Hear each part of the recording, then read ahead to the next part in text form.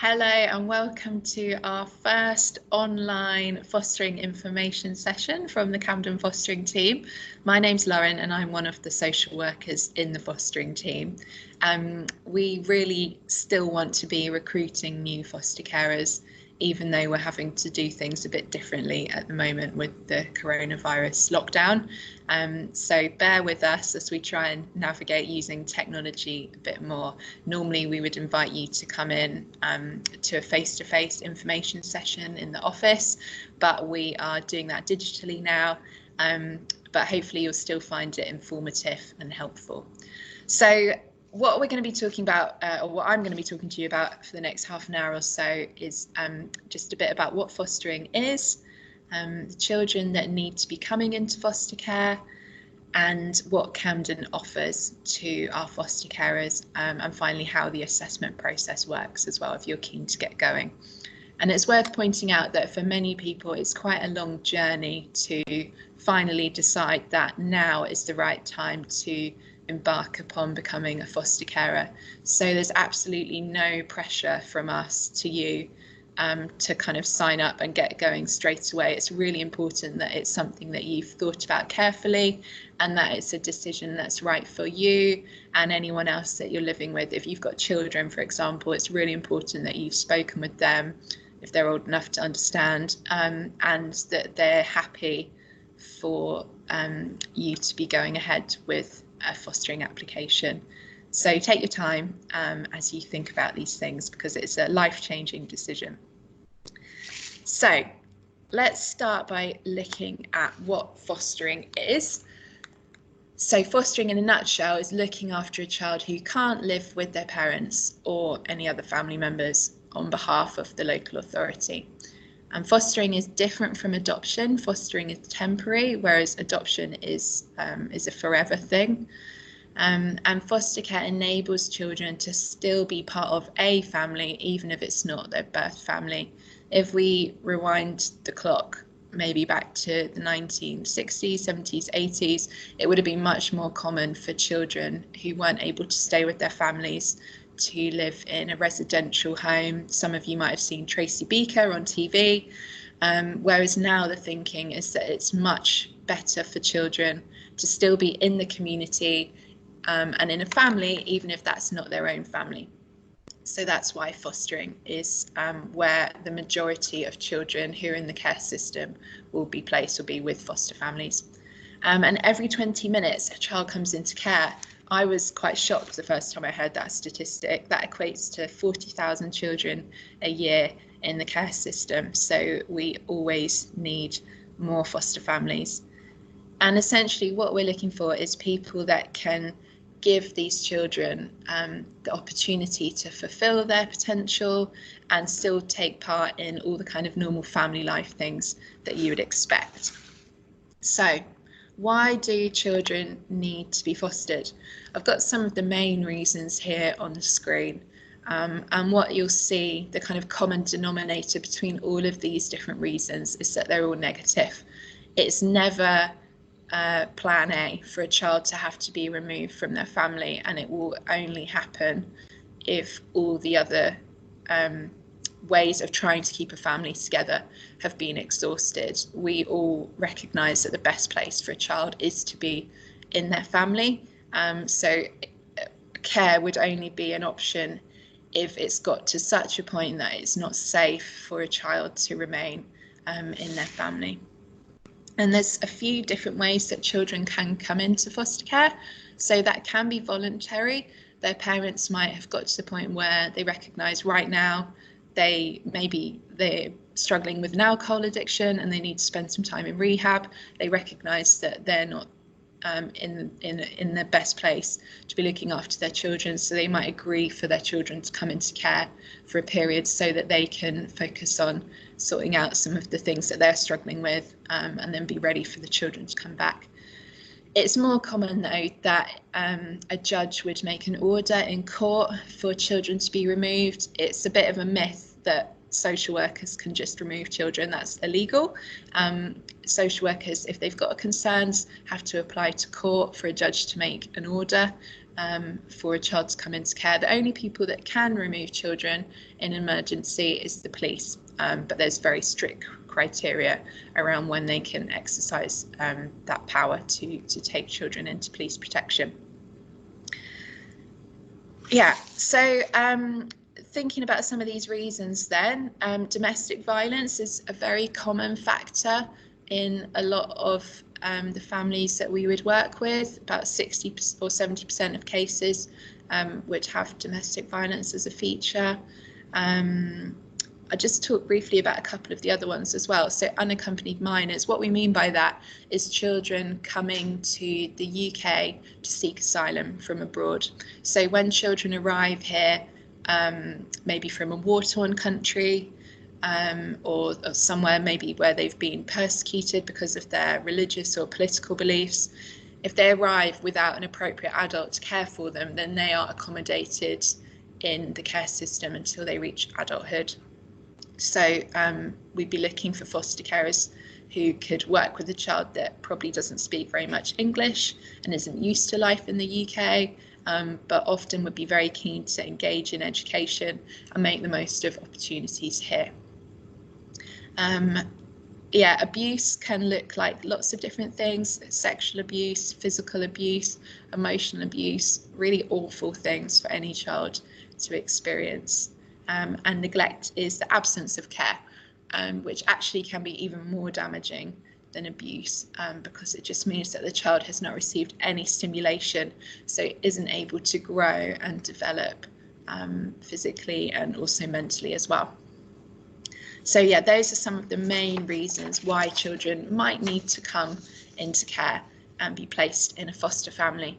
So if we think a bit more about these children and what their needs are then, so these children need all the same things that any other child needs: love, stability, safety, relationships with family members. But they also really, really need things like stability and security and boundaries to help make them feel safe. Some of these children will be coming from homes that have been quite chaotic, where they might not really know if there's going to be dinner on the table each night, or what kind of mood their parents might be in. So routines and boundaries can help them feel really safe, because it helps them to know what's expected. Now, all of these children will have experienced the trauma of being separated from their family, which is a horrible thing to have to go through. But as we looked at on the previous slide, many of them will also have experienced neglect or abuse or other adverse experiences, and that will have an impact on their behaviour. It will have an impact on what they expect from you as the adult in their life who's their caregiver. So you need to be able to kind of adapt the way that you might normally approach parenting to take on board the fact that you're looking after a child that's suffered trauma, which hopefully the children that you're already familiar with, maybe your own children or children that you work with, won't have experienced those things. So in terms of the demographics of the children in Camden, 75% of our children in care are over 10. So we really, really need foster carers that are happy to look after teenagers desperately. So if you are up for that, then please do get in touch. We do also need foster carers who are happy to care for babies and primary school age children as well, but we particularly need people that would like to welcome teenagers into their home. We also need people that can take sibling groups. We really do, if we've got a group of siblings coming into care at the same time, we want to be able to try and keep them together. So if you've got space in your home for more than one child, that is a rare commodity in this part of London where housing is so expensive. And then I've also previously mentioned the unaccompanied minors. We have a high proportion of unaccompanied minors in Camden. So children coming from countries like Eritrea, Ethiopia, Sudan, some from the Middle East, Afghanistan, sometimes Albania. So if you would be up for looking after a child from that kind of a background as well, and maybe will have experienced quite a traumatic journey travelling to the UK, then we'd love to hear from you. So let's think a little bit now about what it takes to become a foster carer and who can become a foster carer. And I'm just going to have a sip of water, so bear with me.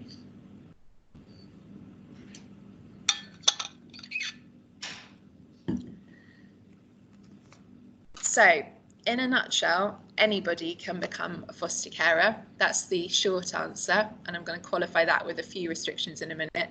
But it's really important just to say, because people have all sorts of funny ideas about things that they think might exclude them. If you're single, you can become a foster carer. You don't have to have had your own children. You don't have to own your own home. We don't care what your sexuality is. You can be in a same-sex relationship or a heterosexual relationship. Those are not factors that we would say restrict you from being able to look after children well. The children in Camden are hugely diverse and come from all different backgrounds, so we need a really diverse pool of foster carers to be able to look after them and meet their needs. So having said that, we welcome applications from anybody. There are a couple of requirements that you need to bear in mind. So generally speaking, you do need to have a spare bedroom because children need their own space. It's not appropriate for children in care to share a bedroom with any children of your own. They need their own space in the home.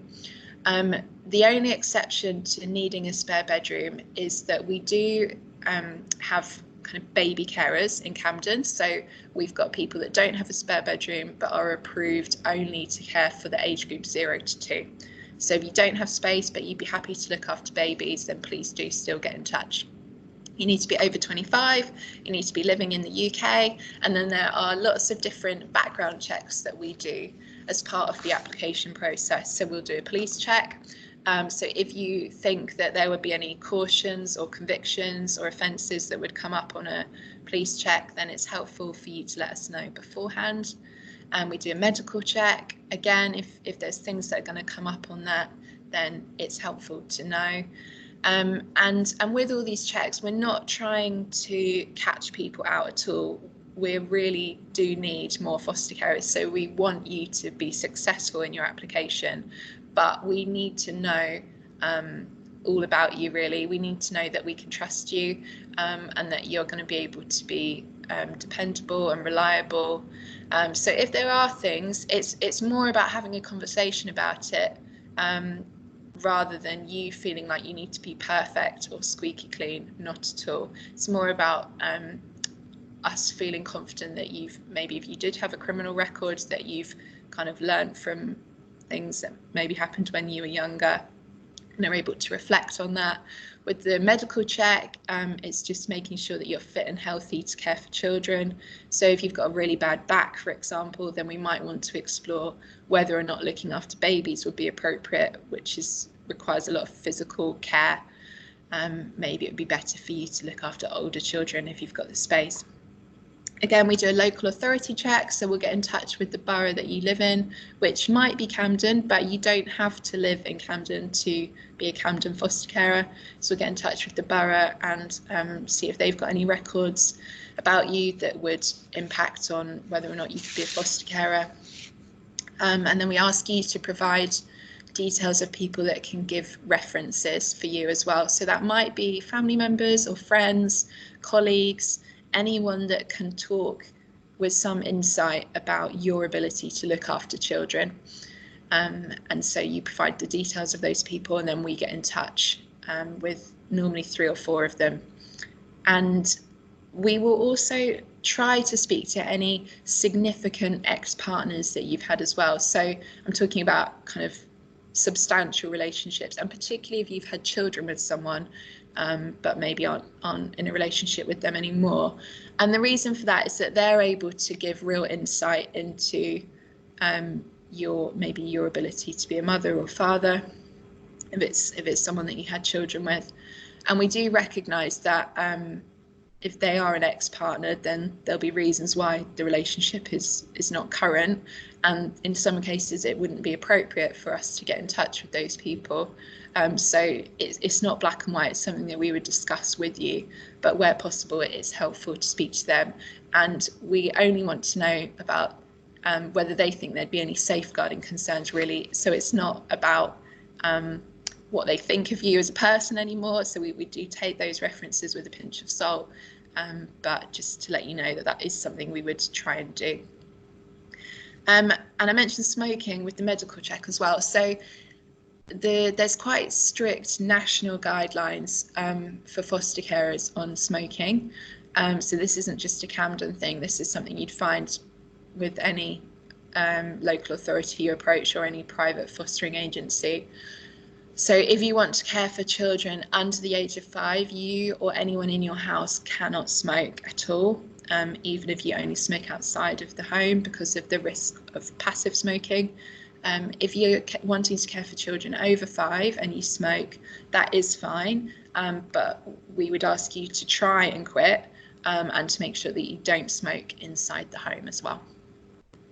So yes, those are some of the requirements. My advice to you would be to be honest about anything, like I said, that you think might come up. We're really not trying to catch people out, but we do need to feel like we know you very well. If social services are having to say to a family that for whatever reason they're not able to look after their child to the required standard, then we have an absolute duty to make sure that the people providing that care instead, foster carers, are going to be keeping their children safe. And while we owe that to the families that we work with, I'm sure you'd understand. So what are your responsibilities as a foster carer then?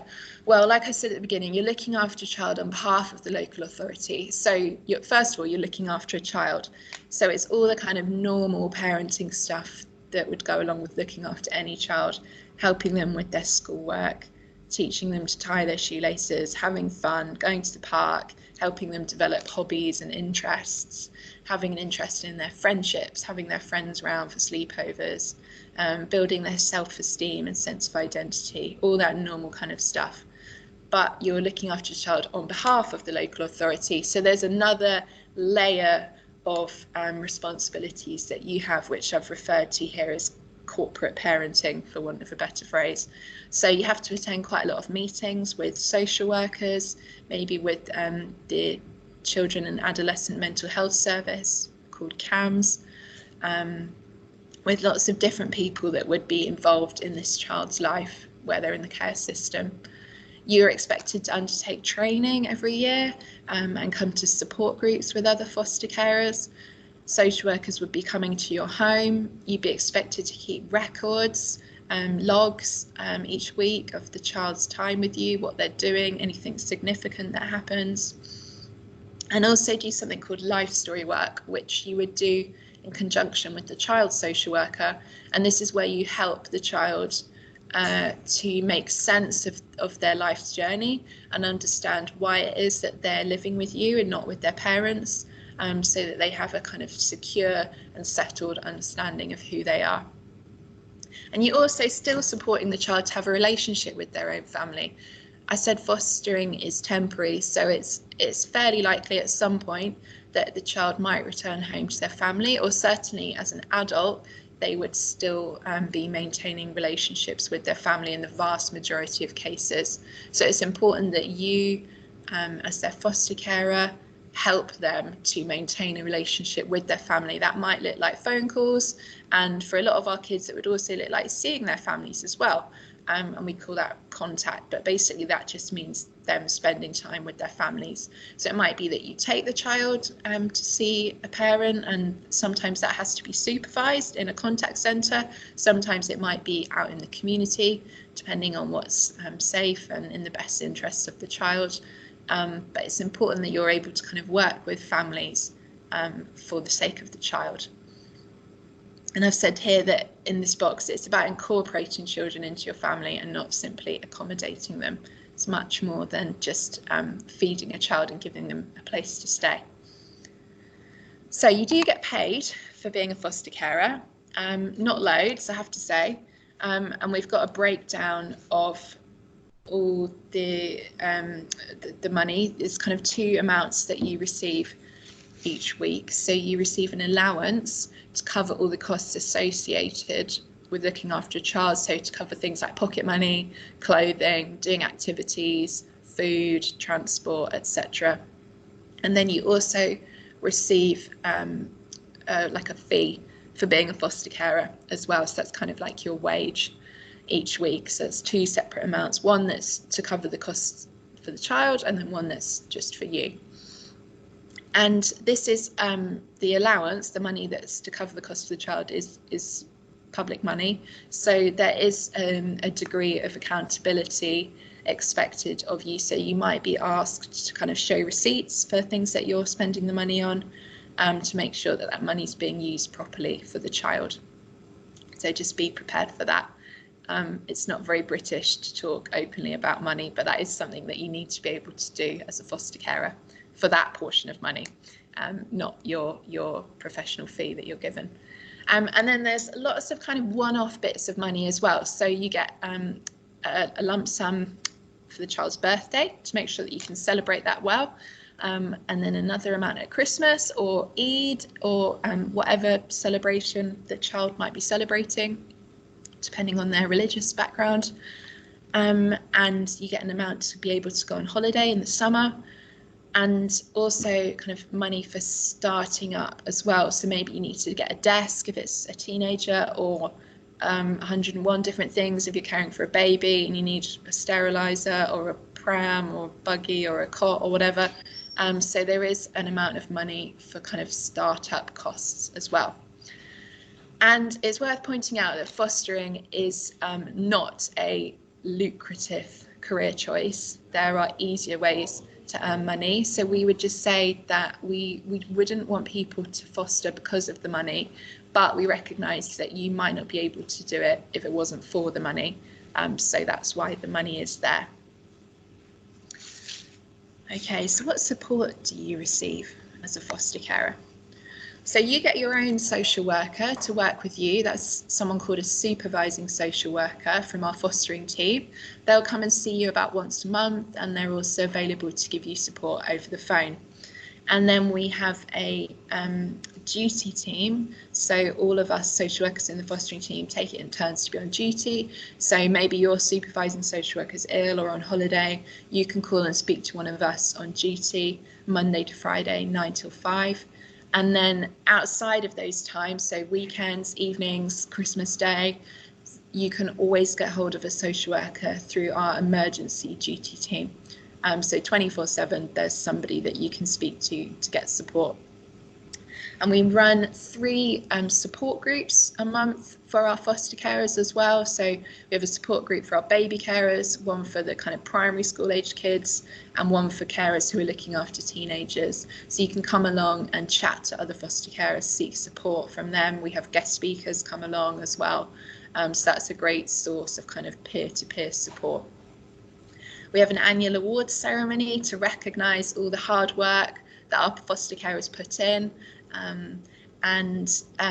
We run what's called consultation days once or twice a year as well, which is an opportunity to gather all our foster carers together for support and to receive feedback from them.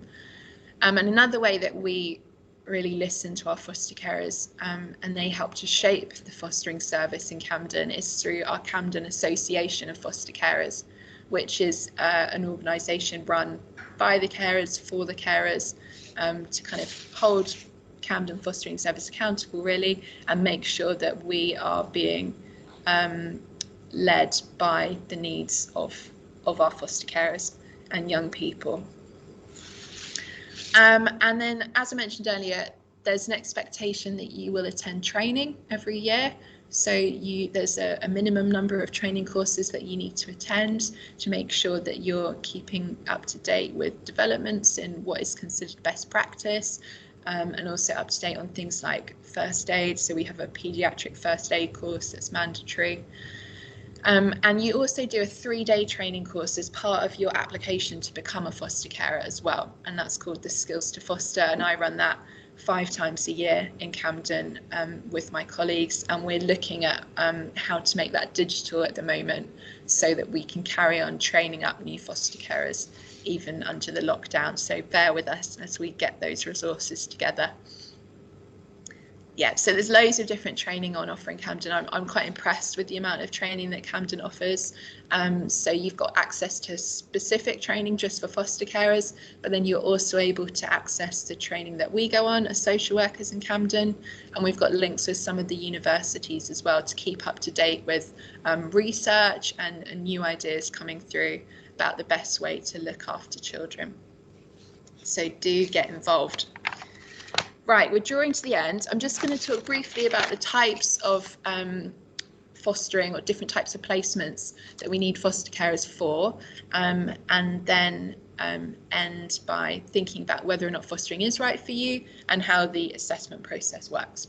So the 2 main types of fostering are short-term and long-term, and people always ask what's the difference between short-term and long-term, and it's really hard to answer that because we might think that a placement might only be needed for a little while, and then circumstances change and you suddenly find that a child that you'd agreed to look after for 2 weeks is still with you 4 years later.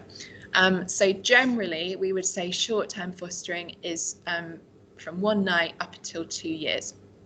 Okay, so that might be when a child comes into care for the first time and longer term plans are still being made.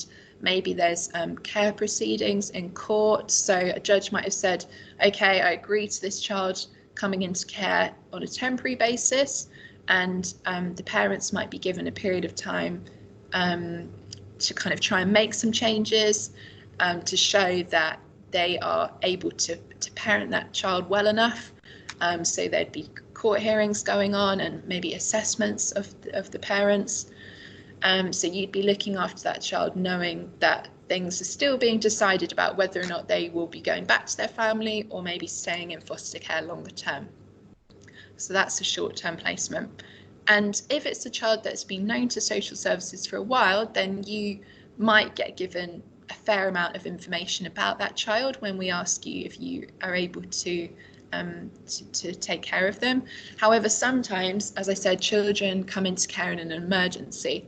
So we have carers on our kind of emergency rota. So they might get a call maybe 10 o'clock at night or on a Saturday with a child that's needed to come into care in an emergency, maybe taken by the police into police protection. So you might only be given very, very limited information about that child and about their needs. Likewise with the unaccompanied minors, we don't necessarily know a great deal when they arrive in the UK about their background, exactly how old they are, maybe what level of education they've had. So sometimes you might be required to start looking after a child without knowing too much about them, and you'll gradually kind of get to put the pieces together as you get to know them when they're living with you. And then we've got longer term fostering as well. So maybe a child's been in care proceedings are finished, a judge has said that they think it's the right thing for a child to remain in care long term. We would then be looking for a family that can make a longer term commitment for that child to stay with them and be part of their family until they reach adulthood and move on to independent living. So yeah, that's all about stability really, and trying to give these children as rich an experience of family life as possible. And we do have 2 other types of fostering as well. So we do have a small pool of what we call specialist foster carers in Camden. Now these are people that maybe because they've been fostering for a long time, or because they've come into fostering with a lot of relevant previous experience in other jobs. Maybe they've worked in youth offending or youth work or education with children for a long time. They've got a really high level of skill to be able to look after children. Some of children maybe that have come from more complex backgrounds and have more complex needs. So it might be children that are not going to school regularly at all. maybe children that are in and out of custody, or certainly have engagement with youth offending, children with complicated mental health needs, maybe additional learning needs. So children that some of our foster carers might think, oh gosh, I don't think I would be able to look after that child very well. We've got some specialist foster carers who, because of their prior experience, are able to provide a stable foster placement for children with more complicated needs. And because that is a more demanding job, those carers cannot be working as well. So fostering is the only thing that they're doing, whereas for mainstream foster carers, it is possible to have another job as well. So they get paid more money to do that. And like I said, we've got a sheet that breaks down the finances that we provide as part of our fostering information pack. So if you want one of those packs, do get in touch with us, and the contact details will be at the end of this presentation. And then finally, we have a scheme called Family Link. So this is for children that aren't in care. It's for children with disabilities who live with their families, but might need to go and stay with a foster carer to give them a break, or to give their families a little bit of respite. So we match up foster carers who are able to care for children with disabilities with families to kind of offer some support and some respite to them. So it might be that you'd be caring for a child maybe one weekend a month, or for an overnight stay once a week, whatever works really for you and the child and their family. So you would have a really close relationship with the family in this case, and hopefully develop a really close relationship with the child over months and years. So it's a slightly different scheme because it's not the child coming to live with you kind of day in, day out, but just for chunks of time regularly when it's needed. So we've spoken about what fostering is, we've spoken about children and that need to come into care, and why that might be the case, and the kind of needs that they might have, and we've spoken about who can be a foster carer, and how you get paid for doing that, and the different types of foster placements that there are. So some questions for you to consider now in thinking about whether or not fostering is right for you. So I've put some questions here that would be good for you to kind of reflect upon. Are you able to offer high quality childcare? Are you able to be accountable? I spoke about needing to be accountable for finances for the child, but also for the decisions that you make. So there'll be social workers coming in and out of your home. You need to be able to work with them and to be able to answer questions when people ask you about why you've chosen to do certain things. Can you work in a team? Are you able to be patient and empathetic? Can you be flexible with your work commitments or commitments that you've already got with other members of your family? Can you support a child to still have a relationship with their birth family? And can you cope with challenging behaviour and see beyond it as well? It's so important not to have a very kind of reward and consequences focused mentality when it comes to parenting these children.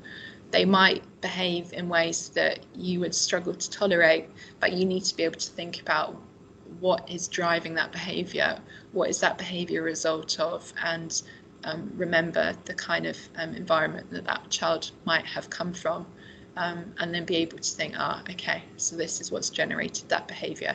It's not necessarily that the child's trying to be really annoying, they've just had to learn to cope in quite a hostile environment. Nationally, we need over 8,000 new foster carers a year, so there certainly is a need. Now, if you think that fostering is right for you, then I'm just going to quickly explain how the assessment process works, so you know what happens next. So I've broken it down into 5 steps. So you'd be at step 1 at the moment, making initial contact with the fostering service to explore your interest in fostering. So that's with me, Lauren. I'm the recruitment social worker in Camden. So I'd be speaking to you on the phone to find out a bit more about what you do, who you live with, where you live, how much space you've got in your home. And then normally we would move on to a home visit, which is where I'd come out and talk with you in a bit more detail about your interest in fostering and your childcare experience, and have a look around your home. So we're doing that virtually at the moment. So you can show me around your home on a WhatsApp video call or over Skype, and we would just go through those questions on the phone as well.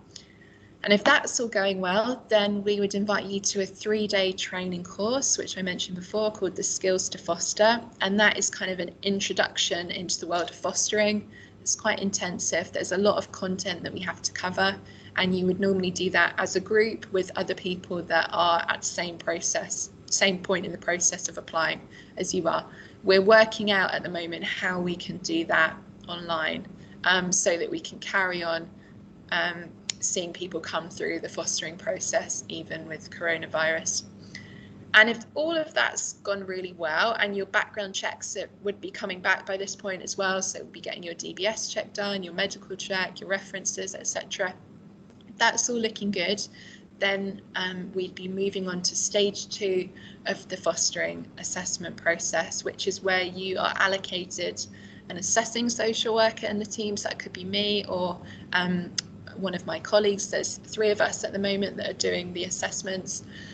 And then a social worker would normally come out and see you for a series of about 8 visits usually, and meet with you and talk in a lot of detail about your childhood, your parenting, your experience of being parented, and your experience of giving care to other children, just to really get a good sense of who you are, what you can offer, what type of placements might work well, so whether you'd be maybe more suited to caring for younger children or older children, and what you have to offer. Check that you've got a good level of resilience, so maybe you've gone through some quite hard things in your life, but you've been able to show how you've moved beyond from it. That's really great.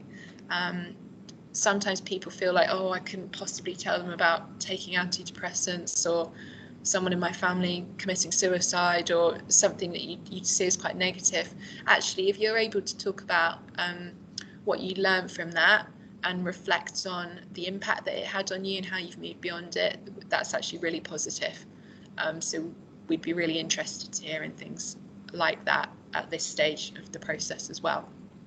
And you'd be given some homework to do as well. So you'd kind of provide a chronology of all the big events in your life. So we're building up a really in-depth picture of who you are. And sometimes people say that this part of the process feels a little bit like having therapy, because you might find yourself talking about things maybe from 30 years ago that you haven't spoken to anybody about for a long time. So try and enjoy it, enjoy the process.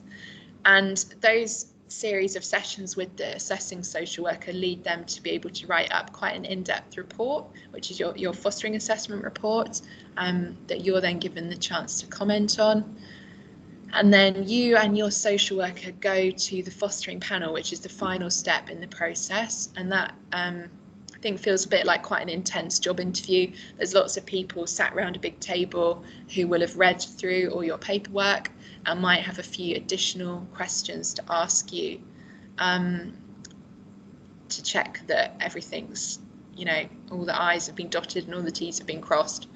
And then they hopefully are able to recommend your approval as a foster carer, which is signed off by somebody called the agency decision maker. So it's someone senior within children's services in the council, and then you are good to go, and we will be getting in touch with you to offer you placements. So that whole process normally takes about 8 months. So it's an investment, it is a time investment, but hopefully you're able to understand that we do have to be very thorough in making sure that only the right people make it through this process to look after our vulnerable children in Camden. So if we were all together, I'd now ask if you've got any questions, and you'd probably point out things that I've forgotten that are really obvious. So sorry if there are things that you think, why on earth didn't she mention that? Get in touch. You can send us an email to fostering@camden.gov.uk, or give us a call on 020 7974 6783. and we can have a conversation that way instead. Thank you for listening. I hope this has been informative, and hopefully we'll hear from you soon. Thank you.